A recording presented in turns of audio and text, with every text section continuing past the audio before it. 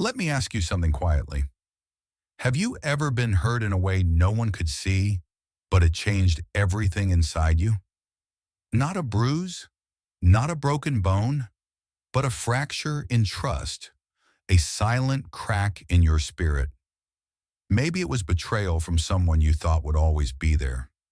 Maybe it was the manipulation that made you question your own judgment. Or maybe it was just that cold, passive silence, the kind that leaves you feeling invisible even when you're right there in the room. These are the wounds no one talks about because there's nothing to show for them. No scars, no stitches, but they linger, they bleed, quietly, for a long time. And here's the brutal truth. You cannot heal in the same place that hurt you. You can't rebuild your self-worth while still chasing approval from the person who ignored it. You can't find inner peace while trying to prove your value to someone who didn't care when it mattered most.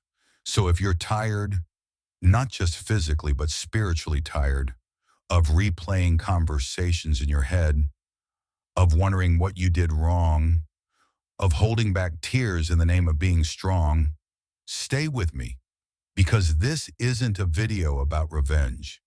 It's not about clapping back or making them regret it. This is about something far more powerful. It's about reclaiming your power without saying a word, about rebuilding your emotional foundation with Stoic wisdom, where silence becomes your sword, where emotional discipline becomes your protection, and where peace becomes your loudest victory. The ancient Stoics never promised a life free from pain. They lived through exile, slavery, betrayal, and loss, but they showed us how to carry pain without letting it carry us. And now that's your path too.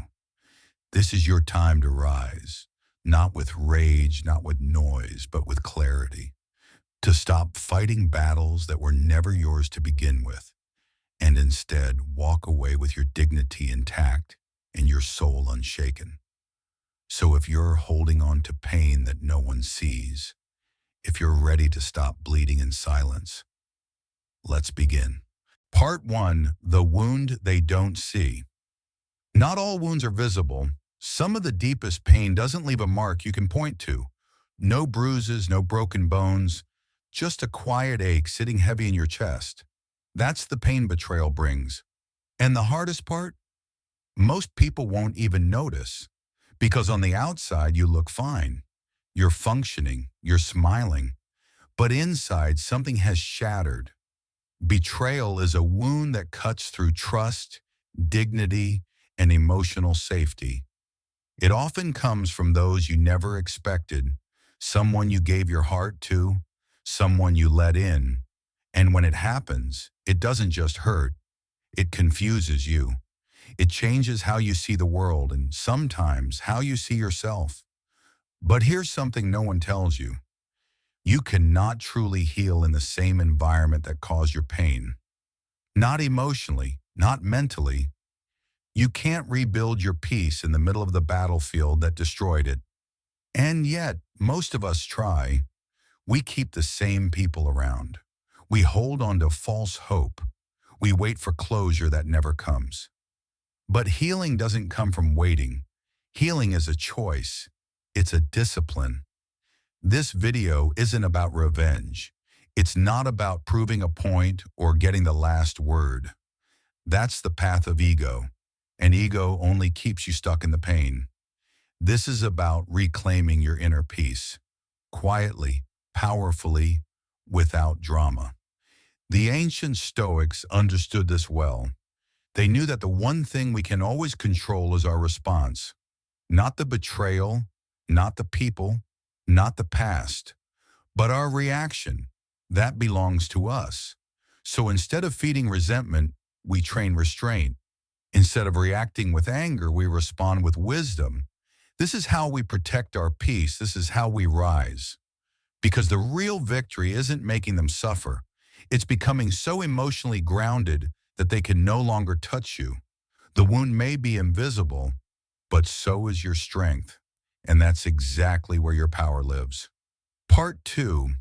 You don't owe them a war. Let's be honest, when someone hurts you, your first instinct isn't always noble. You want to strike back. You want them to feel what you felt. You want them to lose sleep the way you did, wondering why, asking how. And you know what? That's human. The impulse to retaliate is deeply wired into us. It makes us feel powerful, in control, even justified. But here's where the Stoics challenge that very instinct. They ask, is your reaction helping you heal or keeping you chained to the pain? Epictetus, one of the wisest Stoic minds, said it best. We suffer not from the events in our lives, but from our judgment about them. Let that sink in. It's not the betrayal that keeps hurting you. It's the thoughts you keep recycling around it. The mental replays, the what-ifs, the imaginary arguments that play out while you're brushing your teeth or lying in bed. And in that loop, you become the one wounding yourself. Stoicism doesn't tell you to ignore the pain. It tells you to stop feeding it. Because carrying resentment day after day doesn't punish them. It punishes you. It hijacks your energy. It clouds your clarity. And worst of all, it lets the person who hurt you live rent-free in your mind. That's not strength. That's emotional debt. But here's the truth that can change everything. You don't owe them a war. You don't owe them your peace. You don't owe them your anger. You don't even owe them a response. What you owe is to yourself, your healing, your stillness, your return to wholeness. Forgiveness, in the Stoic sense, isn't about excusing someone's behavior. It's about freeing yourself from being controlled by it. So next time the urge to retaliate rises, ask yourself, am I choosing peace or prolonging pain? Because you always have a choice. And when you choose peace, deliberately, consistently, that's when the healing truly begins. Not when they apologize, not when they understand, but when you stop needing them to. Part 3, Peace is Power.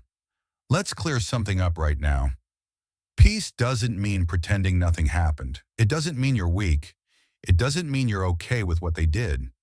Peace means you've chosen not to let their chaos live inside you. It means you've decided your emotional world is worth protecting. Because here's the truth. Not everyone who hurt you deserves a reaction. Some don't deserve your words. Some don't even deserve your attention. What they deserve is distance. You see, emotional energy is limited.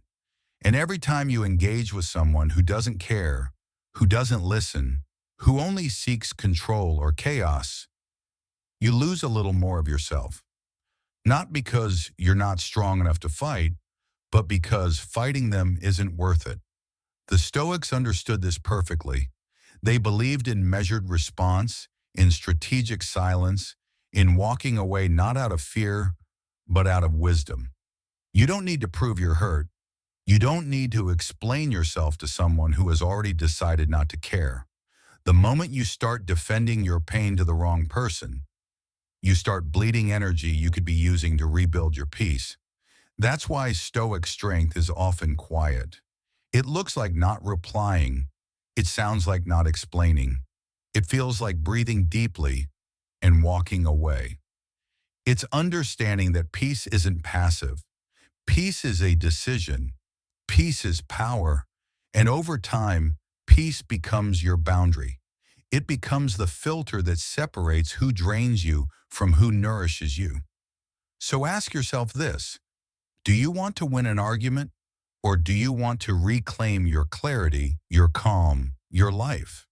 Because the moment you stop reacting to people who don't deserve your time, that's the moment you take your power back. And that's the moment real healing begins. Part 4. Energy as a sacred resource. Your energy is sacred, not just your physical energy, but your emotional, mental, and spiritual energy. The very force that fuels your thoughts, your decisions, your peace. And yet, how often do we waste it on people who don't value us? How often do we pour our time, attention, and emotional effort into proving our worth to those who never deserved access to us in the first place? You see, energy isn't infinite. Every time you argue with someone who only hears themselves, every time you overthink what they said, every time you replay the betrayal in your mind, you're spending energy that could have been used to build yourself back stronger. The Stoics believe that self-mastery begins with self-preservation. That doesn't mean living in fear or shutting down emotionally. It means knowing your limits, respecting your capacity, and choosing carefully where your energy flows. Because once you see your energy as sacred, everything changes. You stop giving it away recklessly. You stop trying to convince people of your value. You stop making emotional investments that only return pain. Instead, you become intentional. You pour your energy into healing, into rebuilding your boundaries, into nurturing the parts of yourself that were once neglected or broken. And in doing so, you create something powerful, a version of you that's no longer easy to shake, no longer triggered by every insult, no longer defined by who walked away. You become grounded, calm, whole. That doesn't mean you forget what happened. It means you learn from it. You become unbreakable, not because you've never been hurt, but because you chose to rise from it. So if someone didn't value you, let that be their burden, not yours. Your job now is to protect the energy you still have and use it to build a life that's too strong to be shattered again. Because that's where your power lives, not in retaliation, but in reconstruction.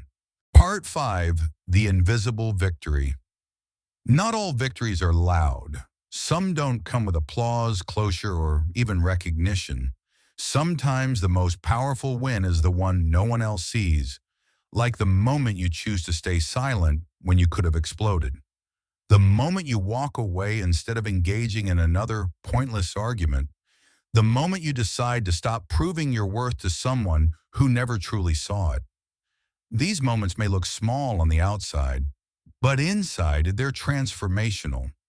In a world that often rewards reaction and drama, quiet strength is misunderstood. People assume if you didn't clap back, you lost. If you didn't fight, you're weak. If you let it go, you didn't care. But the Stoics knew better. They taught us that calmness is control, and that real victory isn't about conquering others. It's about conquering yourself. You don't have to win the argument. You don't have to explain your healing. You don't need to post your progress or parade your strength. Because healing was never about proving anything to them. It was always about coming back to yourself. It's about waking up and not feeling consumed by what happened. It's about reclaiming your energy, your clarity, your joy, bit by bit. It's about no longer letting someone else's actions dictate your peace. And that is the invisible victory.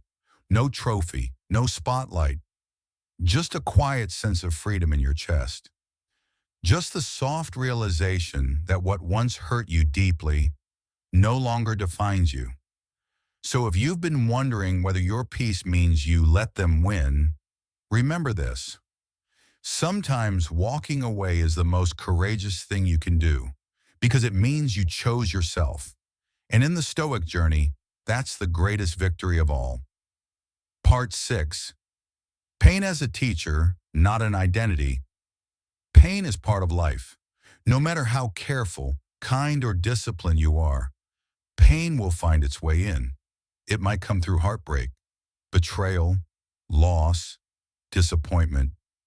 But here's what we often forget. Pain is inevitable. Suffering is not. Suffering begins when we start looping the pain in our minds over and over again. We replay what they said. We question our worth. We imagine different outcomes and blame ourselves for not seeing the red flag sooner. That's the trap. That's where pain stops being an event and becomes an identity. But you are not what happened to you. You are not the betrayal. You are not the mistake. You are not the broken pieces left behind. You are the one who gets to choose what it all means. That's the Stoic reframe. It doesn't deny pain, it repositions it. Instead of asking, why me? You ask, what can I learn from this? Instead of saying, this ruined me, you say, this revealed me. And little by little, you shift from being stuck in the story to becoming the author of it. Because pain, when seen clearly, is a teacher. It reveals your emotional blind spots. It shows you where your boundaries were too soft. It calls you to grow, not out of fear, but out of self-respect. But to learn from pain, you have to stop worshiping it. You have to stop telling yourself that this is who you are now. You have to break the loop. That starts with awareness, then reframing, then action. You are allowed to rewrite the narrative. You are allowed to stop carrying pain as your name tag. You are allowed to let it shape you, but not define you. Because in the Stoic path, the goal isn't to avoid pain. It's to become the kind of person who can stand in the fire and walk out wiser. Part 7. Rewriting the narrative, journaling practice. Let's slow down for a moment. You've come this far through the silence, the pain, the invisible battles, and now it's time to take back the pen. Because here's the truth. Meaning isn't something we find, it's something we create. Painful events don't come with labels. We assign them meaning through our thoughts, our assumptions, our inner dialogue. And if we're not intentional, that meaning becomes a prison. But what if it could become a doorway instead? That's where this practice comes in. Simple, honest, transformational. It's a journaling exercise, but not the fluffy kind. This is a clarity ritual designed to help you reclaim authorship over your own story. Here's how it works. Step 1, write down the painful event. Don't sugarcoat it. Don't minimize it. Just describe what happened. Be real. Be raw. Let it out.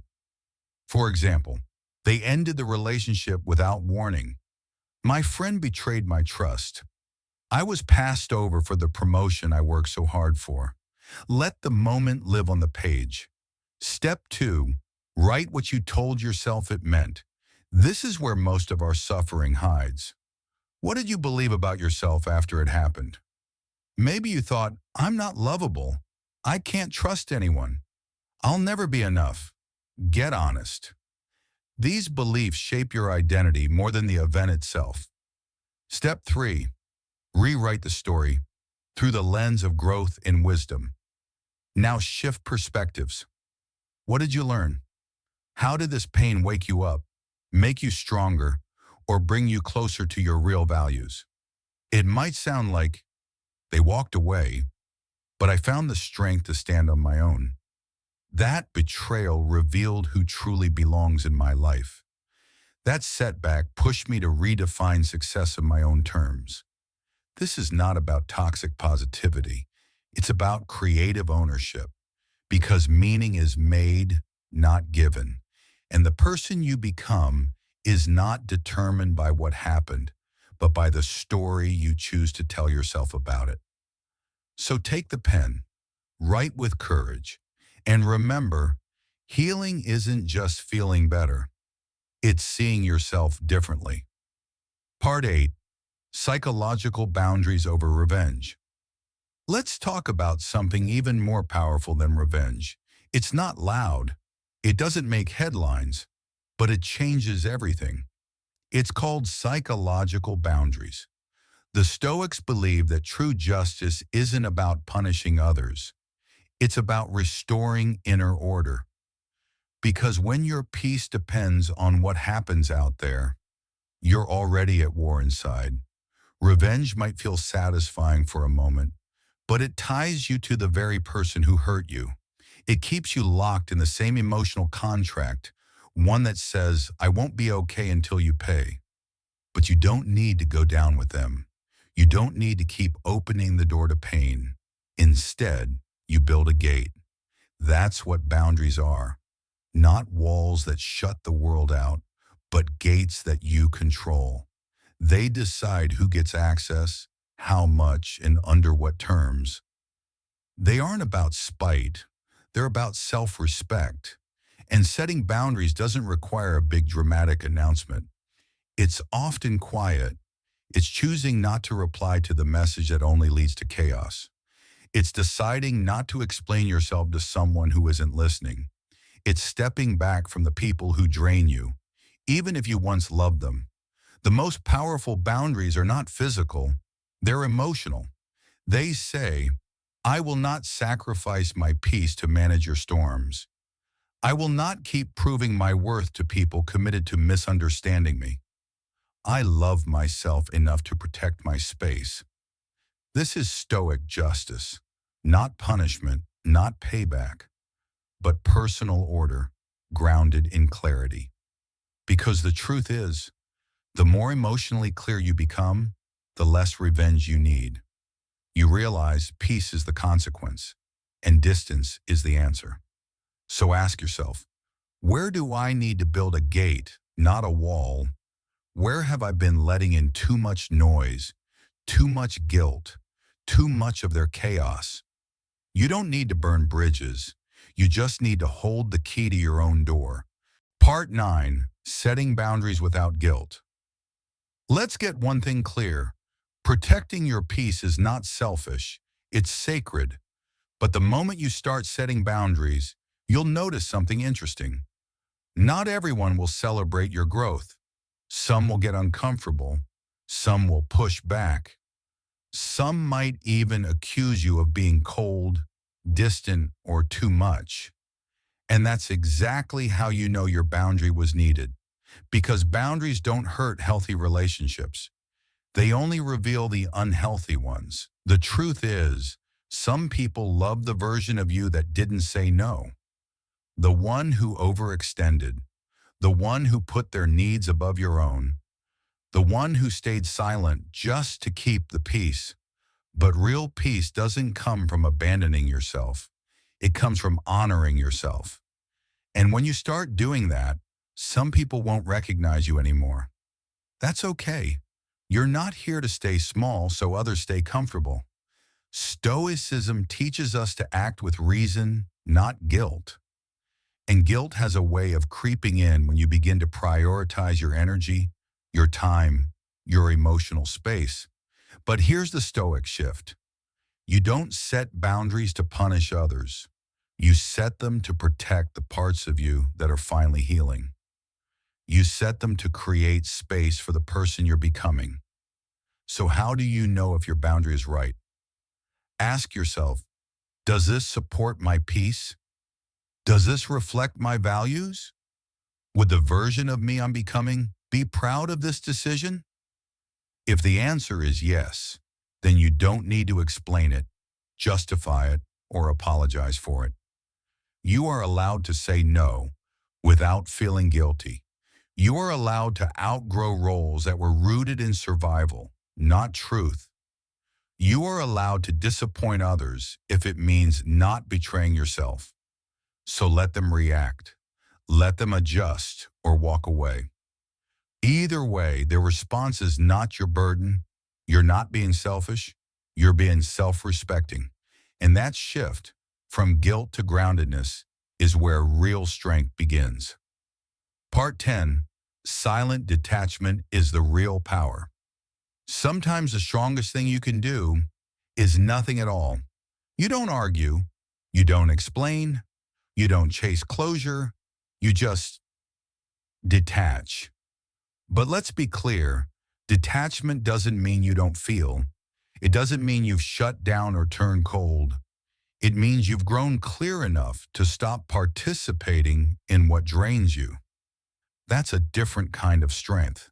It's not loud. It doesn't need to win the argument.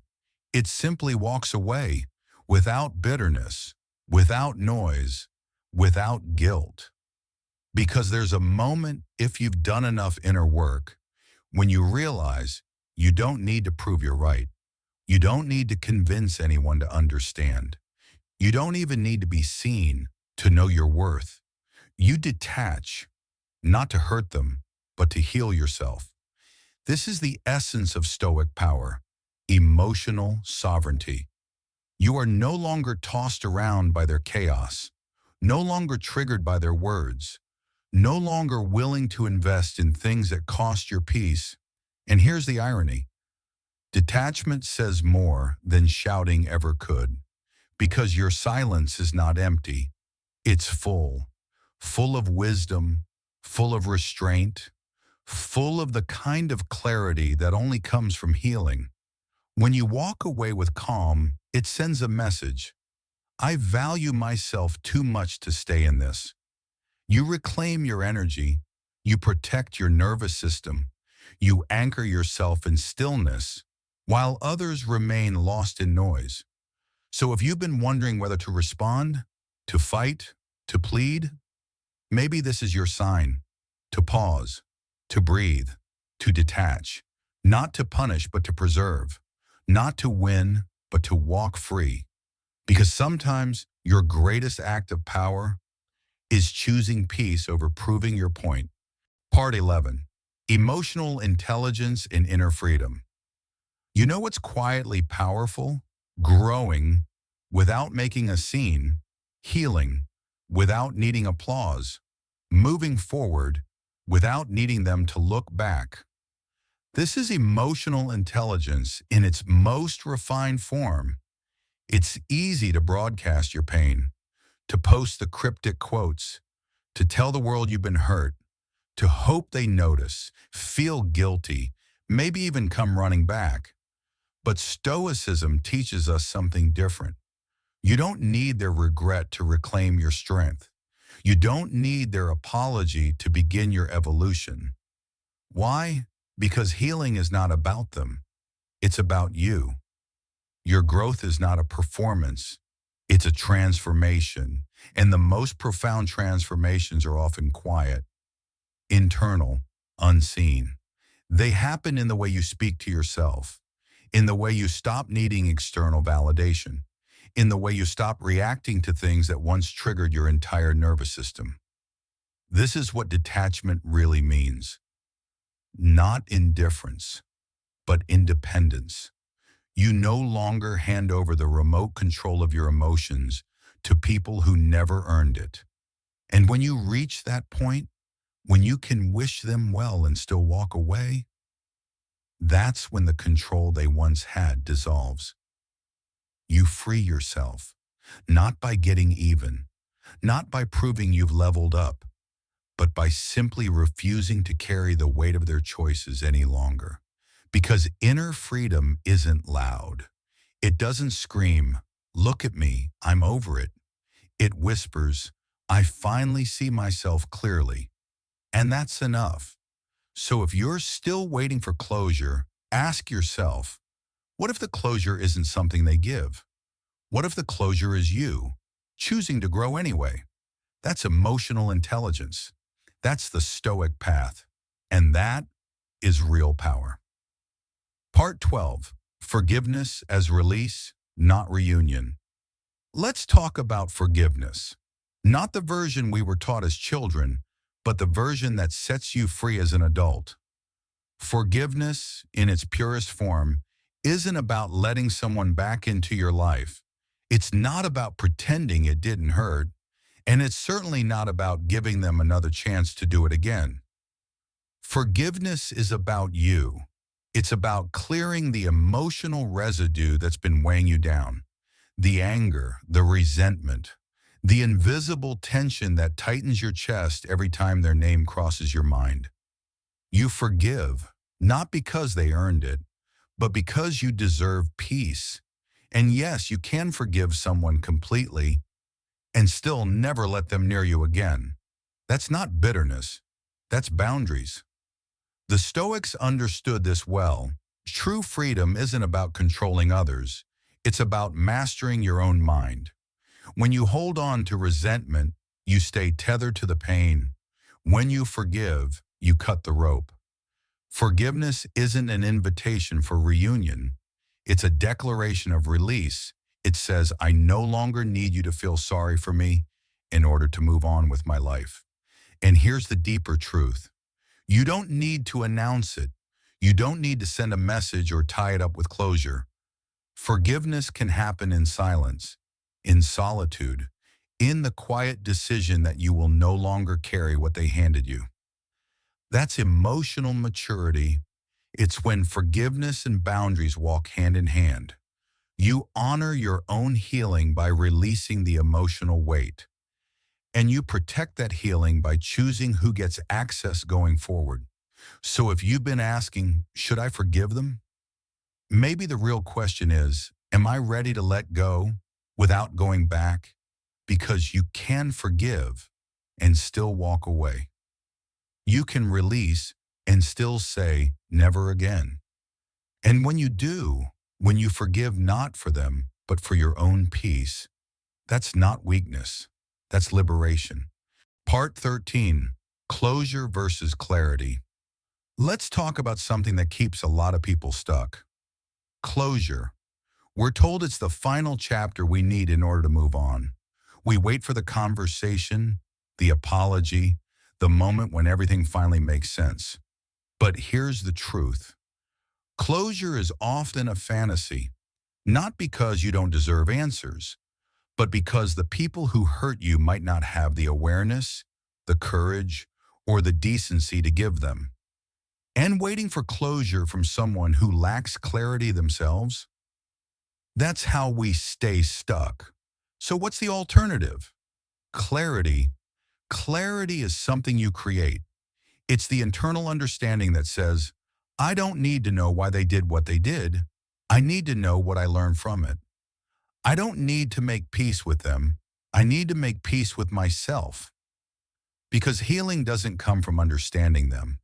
It comes from understanding you, your patterns, your values, your boundaries, your capacity to love, and your capacity to let go. Clarity is quiet. It doesn't always come with dramatic conversations or final goodbyes. Sometimes it looks like waking up one morning and realizing you no longer want to go back.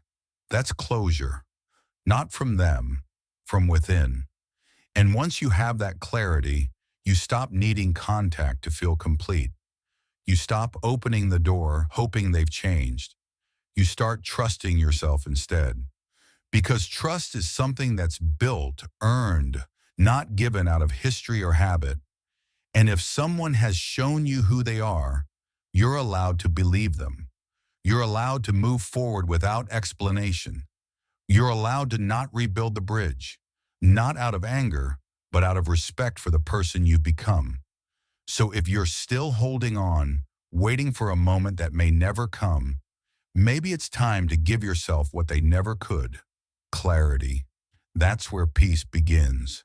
Not in the words they never said, but in the truth you've come to accept on your own.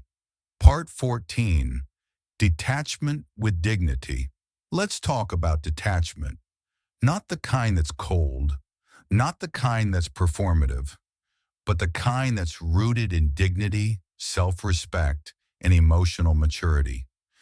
Because here's a truth that might surprise you. Detachment isn't apathy, it's discipline. It's the ability to feel everything without being ruled by any of it. It's knowing you could argue, defend, lash out, or prove your point, but choosing not to. Why? Because toxic people don't want resolution. They want reaction. They feed off your attention. They crave your emotional engagement, even if it's negative, especially if it's negative. They want you loud, reactive, exhausted. But detachment? Detachment is silence, and silence starves their ego. When you don't respond, when you don't explain, when you walk away without a dramatic exit, you disrupt the cycle. You send a quiet message. My peace is no longer available to your chaos. But here's the catch. True detachment isn't something you perform for others. You don't do it to make them wonder or to gain power. You do it for you. Because when detachment becomes a show, it's still rooted in need, still tied to their reaction, still driven by pain. Real detachment is internal. It's a sacred boundary you hold, not to prove anything, but to protect everything. And yes, it takes work. It takes self-control to sit with your emotions without unleashing them. It takes strength to let go of someone who's still trying to pull you into their storm. But that's where your power lives. In choosing your peace over their noise. In walking away not out of spite, but out of self-preservation. So ask yourself, am I detaching to punish or to heal? Am I walking away to be noticed or to be free? Because dignity doesn't yell. It doesn't explain. It doesn't need validation. It simply exits with clarity, calm, and the kind of quiet that speaks volumes. Part 15. High Performance Mindset. There comes a point in your journey where you have to make a powerful decision. Are you going to keep chasing validation? Or are you finally ready to master yourself?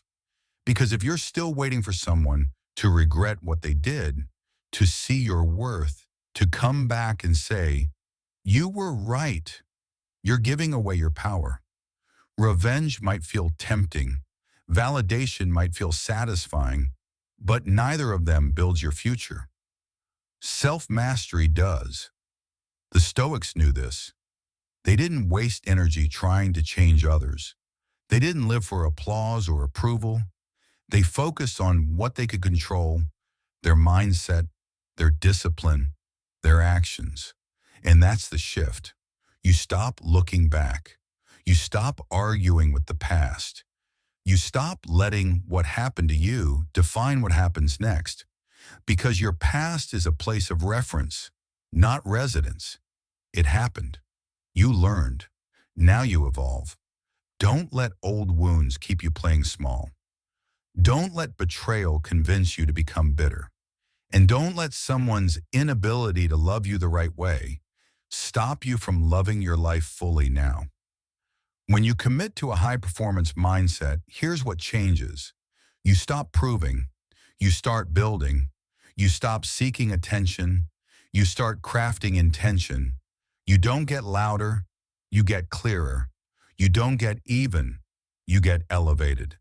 Let your growth be so deep, so steady, so undeniable that they wouldn't even recognize the person you become. Not because you need to shock them, but because you've outgrown the version of yourself who needed their approval in the first place. So here's the real question. Are you willing to let go of who hurt you so you can become who you're meant to be? Because that's the mindset that wins. That's the Stoic path. That's how you stop looking back and start moving forward with unshakable clarity. Part 16. The Power of Peace. Let's end where the Stoics always began, with peace. Not the kind you stumble into, not the kind you get when life finally calms down, but the kind you choose, deliberately, daily, courageously. Because here's what most people get wrong. Peace isn't passive. It's not weakness. It's not giving up or backing down. Peace is a strategy. The Stoic doesn't seek to control others. They don't manipulate, chase, or beg to be understood. They don't waste time trying to win arguments that only drain their spirit. Instead, they look inward. They ask, what can I control? Where is my energy going? What would peace look like if I protected it like my most valuable asset? Because that's what it is. In a world that rewards noise, the Stoic chooses stillness. In a world that celebrates reaction, the Stoic masters restraint. In a world that screams fight back, they quietly walk away with dignity. And make no mistake, This isn't surrender, it's sovereignty. When you no longer need to prove, to react, to correct, or to control, you become unshakable. You begin to see how many battles were simply distractions, how much of your power was leaking through unnecessary conflicts, and how peace, when chosen consistently, becomes a force no one can touch. You win not by being louder, but by being wiser. You win not by dominating others, but by mastering yourself. So the next time someone tries to pull you into chaos, ask yourself, do I want to win this moment? Or do I want to protect the peace I worked so hard to build? That's the final lesson. The most powerful move you'll ever make isn't loud. It's not dramatic. It's not even visible. It's internal. It's still. It's peace. Part 17, final message. So here we are. You've walked through the pain. You've faced the urge to retaliate. You've sat with the silence. And now you stand in a very different place. Stronger, clearer, quieter. Because here's the truth no one tells you. Real strength doesn't make noise. It doesn't demand attention. It doesn't show off. True power is internal. It's the choice to walk away without explaining, to rebuild without announcing, to evolve without performing. You don't need to prove anything, not to them, not to the past, not to anyone. Let them wonder. Let them tell their version. Let them expect you to fight, to chase, to break. But instead, you rise. You disappear from the chaos. You stop showing up in spaces that never honored you. And in that space, you reclaim, you begin again. No grand finale, no dramatic exit, just quiet, sacred transformation. That's what Stoic strength looks like. You stop waiting for closure. You stop needing validation. You stop responding to noise. Because you've realized something powerful. They don't need to see your growth for it to be real. They don't need to acknowledge your healing for it to change everything. They don't need to regret what they did for you to be free. The most powerful thing you ever did was not yell, was not chase, was not even forgive. It was this. You became untouchable through peace, and that they never expected. Peace is the ultimate power. You don't need revenge. You don't need dramatic closure. You don't need to prove your worth to those who fail to see it. What you need is to build a life so aligned, so peaceful, so powerful, that they no longer have a place in it. Because that's the real victory. Not when they regret losing you, but when you no longer need them to. Forgiveness, it's not for them. It's not a reward for their behavior. It's your declaration of freedom. You're saying, I release this, not because you're right, but because I'm done carrying what doesn't belong to me. You don't need to be understood. You don't need to justify your healing. You don't need to explain the boundaries you built in silence. All you need is to stop letting the pain control your peace. Because peace is not passive. Peace is a choice. Peace is a strategy. Peace is your power. In a world that pushes you to react, to defend, to stay loud. The Stoic teaches something different. Stillness is strength. Silence is protection. Clarity is healing. You don't fight chaos with more chaos. You rise above it. Not to look down on anyone, but to finally breathe again. So let them talk. Let them wonder. Let them write their version of the story. You don't need to answer. You just need to live, to grow, to stay grounded in the kind of calm that can't be shaken. Because here's the truth. Your calm is what destroys them. Your silence is what protects you. And your peace is your power